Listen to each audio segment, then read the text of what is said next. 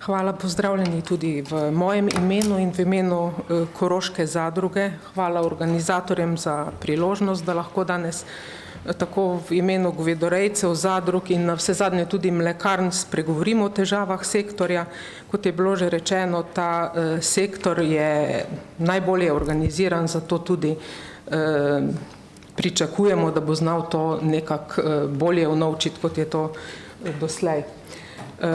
Na kratko smo najprej bi želela v par besedah predstaviti Koroško zadrugo. Nahaja se na obmejnem območju severovzhodne Slovenije, na gorsko-hribovskem območju 12 občin z omejenimi dejavniki. Torej, mi smo tisti primer, ki imamo težje pridelovalne pogoje, združujemo 1000 članov in dajemo zaposlitev 130 ljudem, vztrajamo tudi izven urbanih centrov z oskrbo prebivalstva v naših trgovinah, borimo se s konkurenco pri odkupu mleka, živine in lesa. Naši promet ali prihodki v lanskem letu so bili okrog 33,5 milijonov evrov, odkupimo 30 milijonov litrov mleka, 4000 komadov govedi in dobrih 36 000 kubikov hlodovine. Mleko v celoti tržimo v slovenske mlekarne, živino in les pa tudi v sosedno Avstrijo. Odkup mleka Koroške zadruge predstavlja dobrih 6% celokupne tržne prireje mleka v Sloveniji. Smo eden redkih odkupovalcev, ki smo v vseh časih in v celoti ostali zvesti prodaji samo domačim mlekarnam. Teh 30 milijonov litrov mleka odkupujemo od 340 dobaviteljev. Tu sem namenoma prikazala 190 je dobaviteljev je takih, ki jim mleko prevzemamo na domu ali ob cesti s prevoznimi bazeni in še vedno 150 dobaviteljev, ki mleko dobavlja v skupne zbiralnice. Imamo 25 skupnih zbiralnic in to so ti težji pridelovalni pogoji in tudi stroškovno in organizacijsko verjetno nekoliko izstopamo iz nekega slovenskega povprečja in veselilo me je, ko sem prividela, da je eden izmed ukrepov, o katerem se razmišljajo tudi sofinanciranje prevozov mleka do zbiralnic, kar je pri nas velik strošek. Se pravi, velikost povprečna oziroma dobavitelj 88 000 litrov mleka, kar ni nič posebnosti, je pa v razponu od nekaj tisoč litrov na leto pa do 1 130 000 litrov našega največjega dobavitelja. Ocenjujemo pač, da smo nek konkurenčen odkupovalec v tem prostoru, kar preko tržno-informacijskega sistema redno tudi spremljamo. Cene oblikujemo enotno za vse naše dobavitelje, čeprav prodajamo v 2 mlekarni in imamo različne in cene in pogoje. Glavni kriterij je pač cene, kvaliteta, smo pa z kmeti dosegli tudi to, da je bonus tudi količina, se pravi, da imajo večji proizvajalci neke bonitete. To je eno izmed vprašanj, ali je prodaja na lokalnem trgu prednost ali je to neko pomankanje naše prodajne drznosti. Mi zagotovo zagovarjamo in trdimo, da na dolgi rok to je prednost. In tudi, da je to naša zaveza in odgovornost zaradi tega, ker smo tudi pomemben lastnik našega največjega kupca mleka, to je Mlekarne Celeja. Vendar ta zvestoba in lastništvo seveda žal ne pomenita, da je to v vsakem času tudi maksimalna cena mleka. Zagotavlja ta pa, verjamemo, na dolgi rok neko varnost in stabilen odkup, za cene pa se v danih tržnih razmerah itak vedno potrebno pogajati. Prodaja v tujino je za kupca, ki pač to mleko kupuje, vedno dokup in vedno imajo domači lokalni proizvajalci neko prednost. To smo ugotavljali, ali je to na Hrvaškem ali v Italiji. Domači lokalni proizvajalci seveda imajo višje cene kot pa mi oziroma tisti, ki tja tržijo. In tako zaščito, se pravi domače pridelave in v različnih razmerah pričakujemo in si želimo tudi mi od domačih mlekarn in pa seveda tudi države. Zdaj, čisto na kratko, vsaka mlekarna ima pač svojo strategijo, kako oblikuje ceno, postavlja kriterije glede na svoj proizvodni program, nagrajevanje in okrog teh cen je vedno potekajo manipulacije, zavajanja.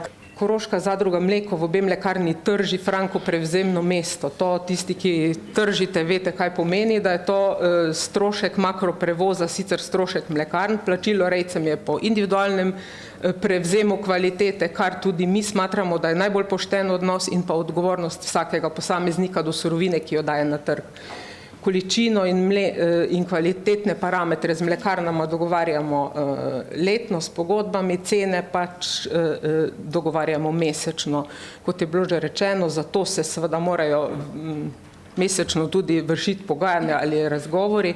V pogajanja za ceno mleka v ljubljanskih mlekarnah smo Korošci vključeni preko pooblastila skupini, ki zastopa več zadrug.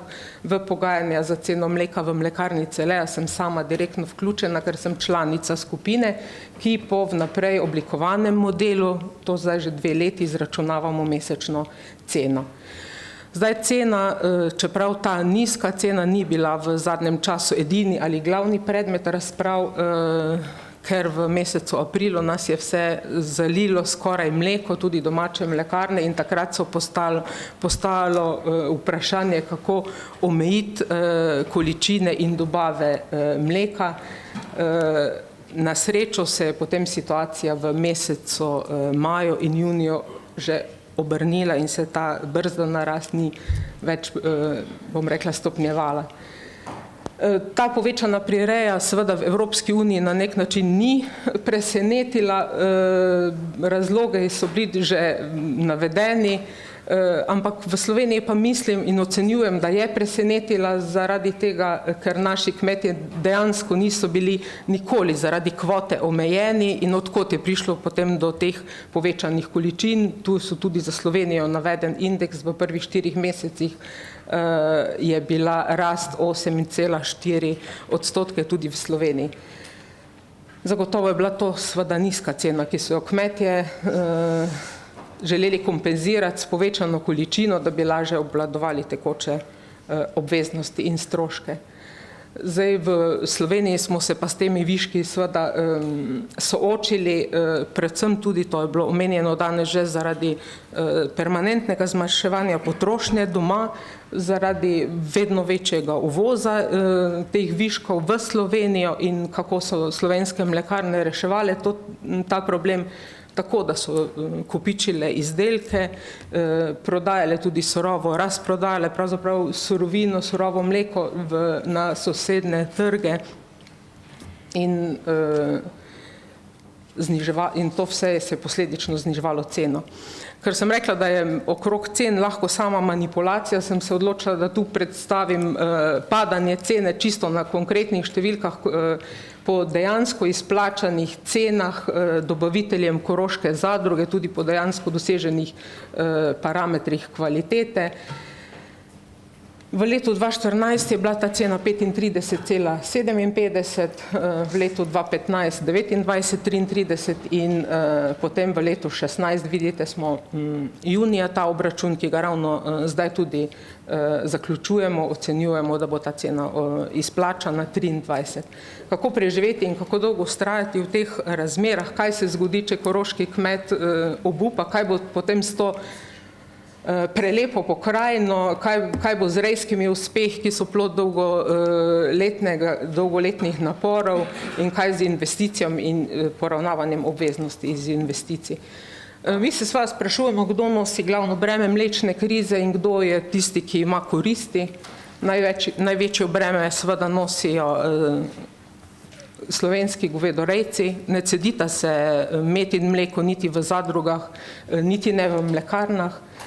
Koristi ocenjujemo, da imajo potrošniki in pa seveda trgovci, in tu mislim, da moramo iskati tudi del rešitve. Kako ustaviti to nezaslišano spiralo akcij in razprodaj naših mlečnih izdelkov, ker se pač mnogi ocenjujejo, da tudi v očeh potrošnika smo že zmanjšali kvaliteto in razvrednotili našo pridelavo in predelavo. Potem kako vplivati na uvoz teh viškov in jih omejiti, kako se s trgovci o tem dogovoriti, kako postaviti neki minimalni prag cene pri javnih razpisih, pri trgovskih blagovnih znamkah, kako v bodoče planirati, ocenjujemo, da je treba v bodoče vseeno najti mehanizme, ki bojo regulirali na nek način pridelavo. In kakšna so naša pričakovanja? Potrebujemo zaveze, enotno strategijo, odgovornost, planiranje, zavezujoče odnose, nove trge tudi v razumnih bližini. Potrebujemo več zavez, tako med samimi kmeti, med kmeti in zadrugami, stanovskimi organizacijami, med mlekarnami, zavez med samimi mlekarnami in pa potem s trgovci in seveda s potrošniki. Vsi stavimo tudi na promocijo, nacionalno shemo, vsi od nje veliko pričakujemo in pač potrebujemo zaščito domače pridelovalne industrije za rejce in pa tudi seveda pričakujemo pomoč države. Ocenjujemo na nek način, tako kot je bilo danes že povedano, da je dno te mlečne krize zdaj že nekje doseženo, zaznati je neki skromni optimizem, tako umirjanje rasti prireje in tudi cene so v rahlem porastu. Torej pričakujemo stabilizacijo trga in izboljšanje poslovanja mlekarn. Moram reči, da kar dokaj dobro poznam poslovanje, vsaj nekaterih mlekarn in lahko rečem, da tudi te nizke cene, ki so bile zdaj izplačane, niso bile vedno upravičene z rezultati poslovanja, tako da glede na to, da se trg krepi, pričakujemo, da se bo v doglednem času potem pač popravili tudi odkupne cene mleka, kot je bilo že rečeno, in do te mere pač izdatnejšo pomoč države pričakujemo tudi vsi, predvsem pa zaščito. Sama bi si želela za danes optimistične zaključke in pa današnjega posveta in se vam zahvaljujem za pozornost.